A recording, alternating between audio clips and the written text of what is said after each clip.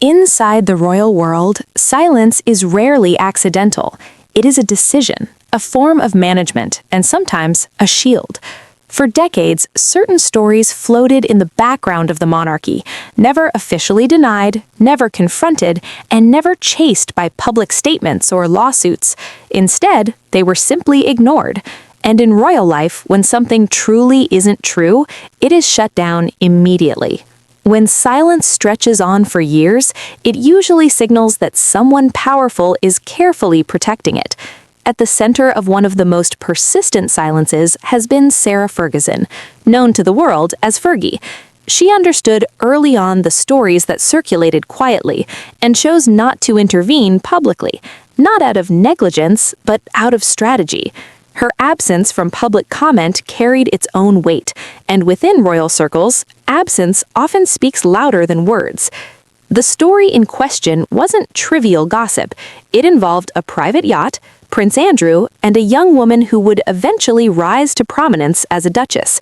For 3 days, according to accounts, this small orbit of elite individuals operated in total isolation. The consequences of those days allegedly reshaped personal relationships long before names were known publicly. In royal life, privacy matters. Private yachts are not open to chance encounters. Guests know why everyone is there and understand the social expectations of the environment. There are no accidental meetings. Every movement, every positioning of a person matters.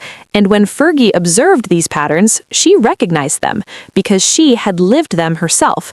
Yacht culture, elite gatherings, carefully orchestrated proximity, these were part of the institutional rhythm she had navigated for years. Fergie's silence wasn't passive, it was a management tactic. The longer she remained quiet, the more control she maintained over sensitive information.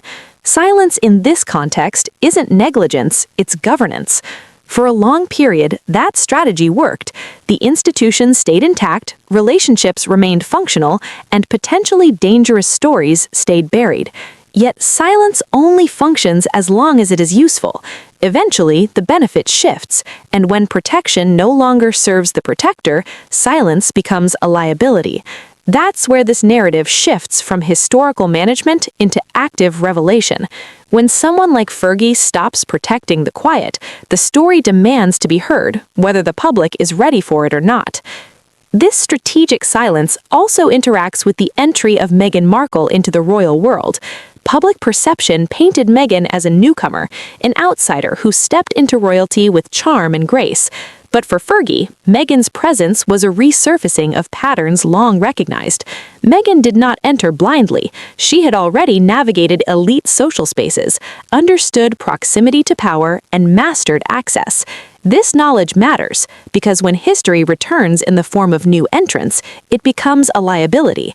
Meghan's past encounters, particularly those in elite circles with Prince Andrew, suddenly gained a different significance.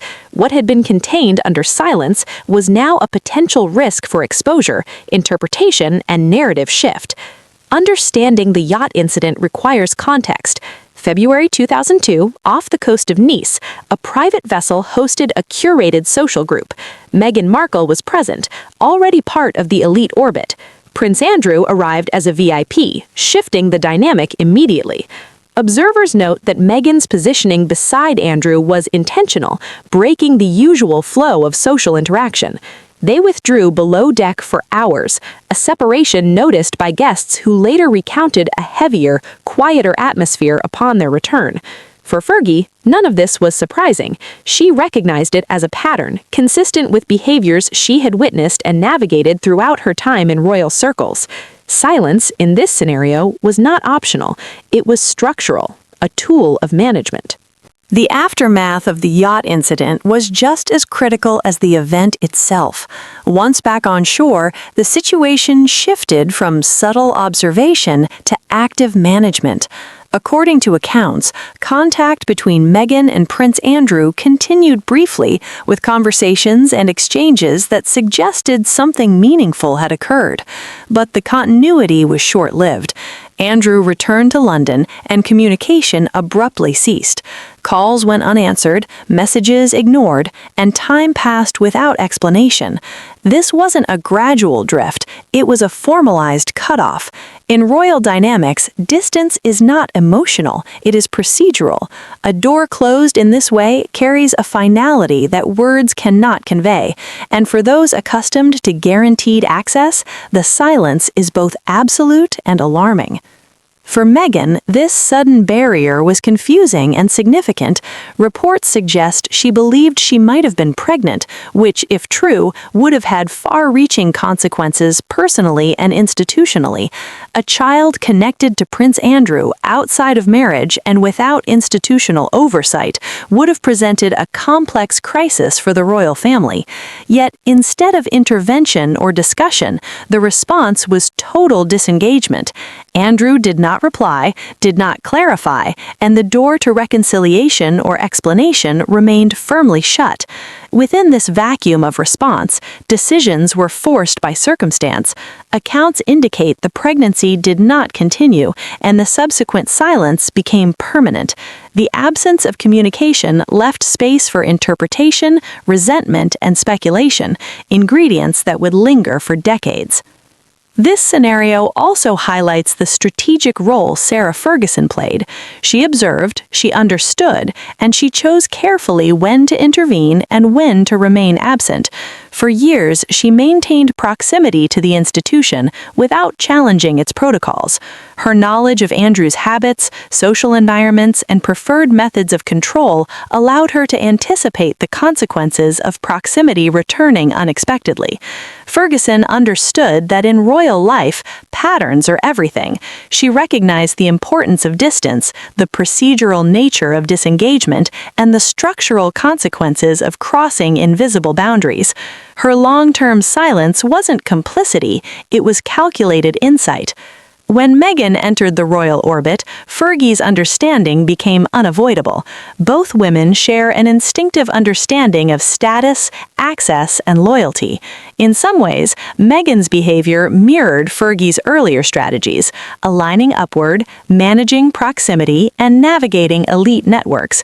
Yet assumptions about how the institution would bend to her advantage created friction. Meghan operated with the expectation that relationships, once established, could remain flexible and protective. Fergie's knowledge of royal enforcement mechanisms meant she could see precisely where those assumptions would fail. When silence ceased to benefit the protector, the dynamics shifted. Stories previously contained could no longer remain buried. The yacht incident also illustrates a broader principle of elite social structures. Access is currency, proximity is leverage, and memory is power. Those who understand the system and its rules wield influence even without public visibility. Fergie exemplified this principle. She didn't need evidence, statements, or photographs to manage events strategically. Her presence, judgment, and understanding of the network were sufficient to maintain equilibrium for years. Yet when circumstances change, protection is withdrawn, institutional benefit declines, the quiet observer becomes a critical actor, and the story, once safely sealed, re-emerges with potency. Finally, the impact of this silence and subsequent revelation extends beyond individual relationships. It shapes the broader perception of Meghan Markle within royal circles. The resurfacing of past proximity with Andrew casts a shadow over public narratives, even if details remain contested. Memory, pattern recognition, and strategic silence create a framework in which behavior is understood not in isolation, but in context. Meghan's entry into royalty intersected with historical patterns she could not erase, and Fergie's quiet role ensured those patterns remained visible to insiders, even if invisible to the public. This sets the stage for conflict, interpretation, and the enduring consequences of silence. The yacht episode also underscores how power operates quietly within elite circles. In these environments, nothing happens by accident, and every social interaction carries a potential cost. Meghan's positioning beside Prince Andrew was not merely a casual choice, it was a calculated engagement with the center of influence she encountered. Observers noted her proximity, and it disrupted the expected flow of the gathering. Withdrawal below deck for hours was not unnoticed. It created a change in group dynamics, subtle yet permanent.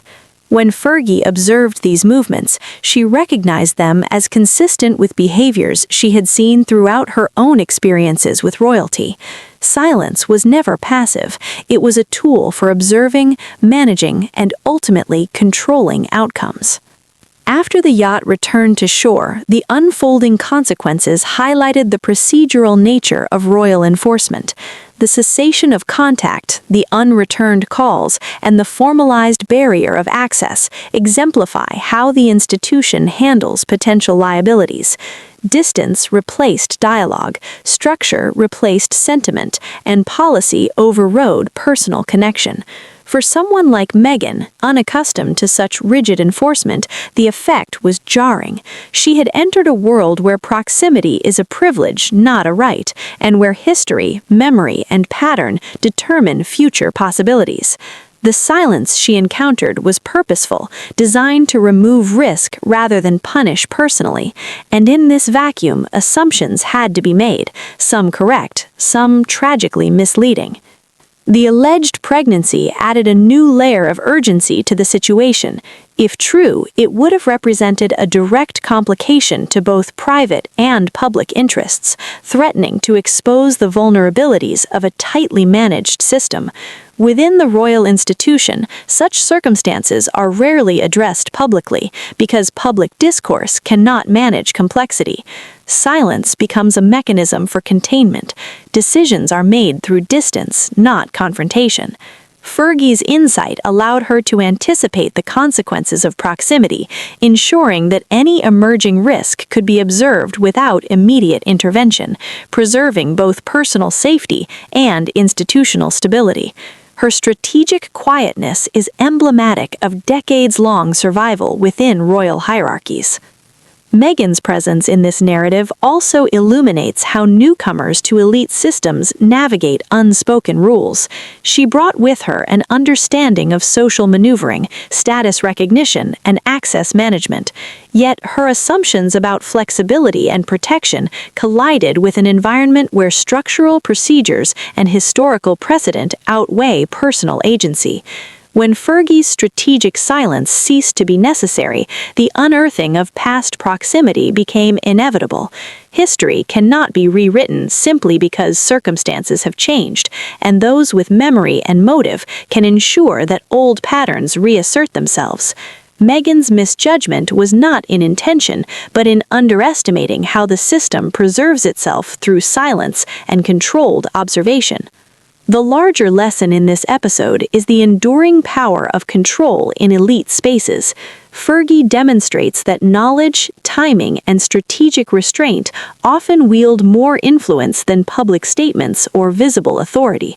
Silence can be as decisive as speech when used to protect or manage sensitive information. The interplay between Meghan, Andrew, and Fergie is not merely about individuals, it is a case study in how social capital, historical memory, and procedural enforcement converge. The yacht incident serves as a microcosm of this broader principle, highlighting that those who understand patterns and timing hold the ultimate leverage, even in the absence of overt action. As the story reaches its conclusion, the true weight of silence becomes clear.